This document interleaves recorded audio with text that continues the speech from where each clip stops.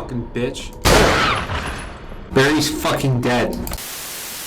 Okay, let me ask you all a fairly quick and simple question. When you think of weapon variety, what do you think when you happen to have seen these weapons versus these weapons? What do you imagine when you look at these versus when you look at them? Are you able to spot the difference of what these two are capable of? And lastly, what do you think of when you happen to look at these monstrosities? Don't worry, I'll wait.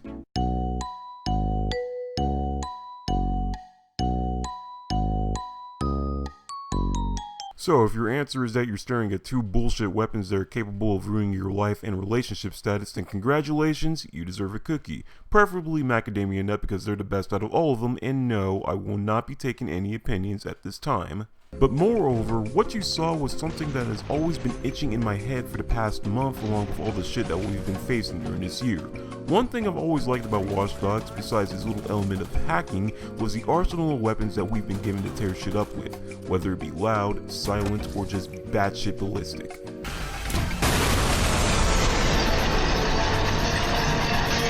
But as I replayed through the entire series, as in played each individual game because self-quarantine's a raggedy bitch like that, I wondered about the variety of weapons that we've had in the original Watch Dogs and Bad Blood versus what was taken away and given to us in Watch Dogs 2 to what we saw and hope to see and or expect in Watch Dogs Legion.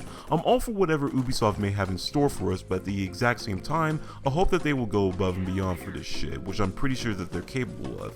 If we're able to play as anyone in the next installment, then I hope to see different weapons for each individual person and their personalities. We've already got a glance at what heat most players were packing in the different gameplay trailers that we've saw currently, including a variant of the G36, controlled drones that actually shoot grenades, another light machine gun besides the U-100 finally, as well as countless other pieces of beautiful bullshit that we'll get to see, but damn me if I want more. Currently, if we include melee, throwables, and anything that can kill us if given the ability to, there's approximately about 89 weapons total within the entire Watch Dogs saga, excluding Legion at this moment, and I know this because I'm a smart individual who didn't need to look at the Watch Dogs wiki or resources like some kind of textbook nerd. Furthermore, I also did not happen to look at any interesting facts about certain weapons from my laptop and learn about its history because I'm too cool for that shit. Bullshit.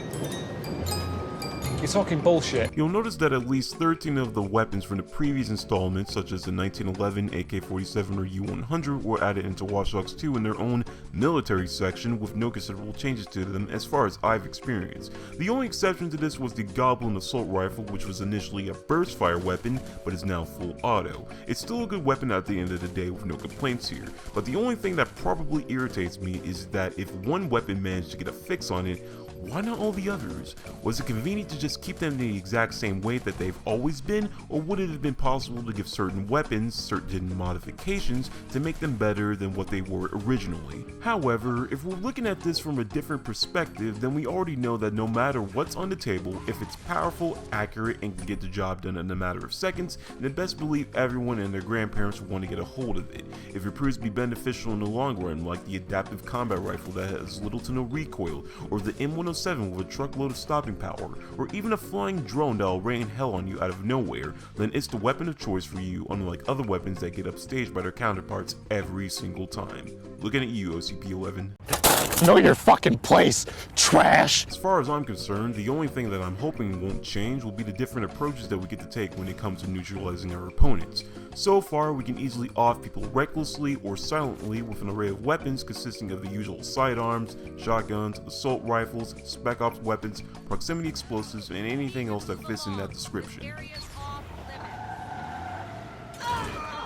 Non-lethal tactics prove to be quite useful, whether it has been in the form of CQC, which usually consists of using melee techniques, or utilizing high-grade equipment that allow for us to subdue the opposition rather than killing them, because if we're being completely honest with each other, as much as I want to watch my enemy get shocked into an unconscious state, nothing proves to be better than watching someone get tased in the nuts directly.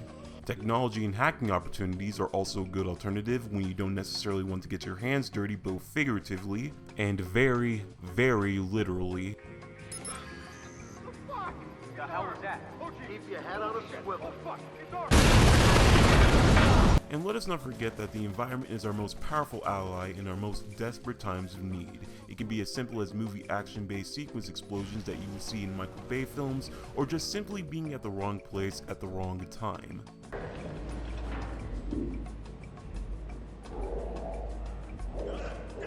In either case, if I can find a different way to humiliate my enemy, then all the more better. And I swear to God, if Ubisoft does consider to bring back the cameras with mounted weapons equipped on them, then there's going to be some strong words. If half of what was used in the Bad Blood DLC was integrated into PvE or PvP aspects in the future installments, then who knows what kind of bullshit we would have come across. It would have been chaotic and nerve-wracking going on around the San Fran Bay area, but it'd still be fun regardless, although the term fun can be taken out of context very quickly. Getting back on track, when it comes to the weapons that we carry on our body in-game, however, I want to be able to adjust it in the way that I see fit. If the option ever crosses the table at your standard business meetings, or whatever you do in your personal life, weapon customization is a must. I've always longed to be able to modify my own weapon into something super sweaty and super powerful that makes me look at myself in the mirror and reevaluate my life choices. You remember how we were able to unlock certain weapons under specific requirements in the past games, like tailing individuals, hacking CTOS towers, completing bullshit minigames, and drinking yourself half to death? In this case, instead of buying everything off the shelves and potentially burning a hole in your virtual pocket, you'd be able to unlock certain shit that requires no purchase whatsoever. The only thing you'd spend your hard-earned cash on is the different modifications that are available from the get-go. Considering the fact that Legion is more than likely going to be the biggest Watch Dogs games to date, it's a no-brainer that Ubisoft's going to pull out a lot of tricks out of their proverbial hat, especially when it comes to the hardware that we get to utilize.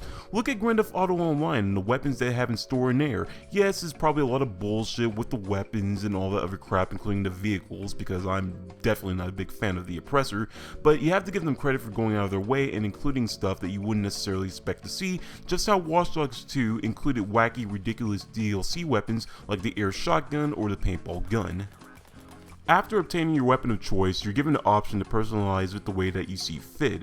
One of the DLC installments even allow for you to purchase your own bunker and upgrade certain weapons to the MK2 version, which entitles them to an even bigger variety of attachments and modifications. You can even deck them out in certain liveries and or tents just to flex on the opposition if you want to, because there's nothing better than flexing on people for unnecessary reasons.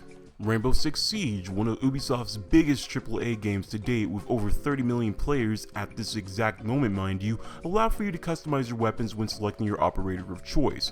All options are given to you immediately, and the only thing you have to pay for is what skin set is available, as well as what charm you want to put on the side to give it that lucky kind of feeling. Primary weapons, secondary weapons, equipment of choice at your disposal. Sights, lasers, barrel attachments, custom grips, it's like free real estate up in this bitch. Everything you want, it's already there. Except for Jaeger's ACOG, because without it, he's kind of a lost cause.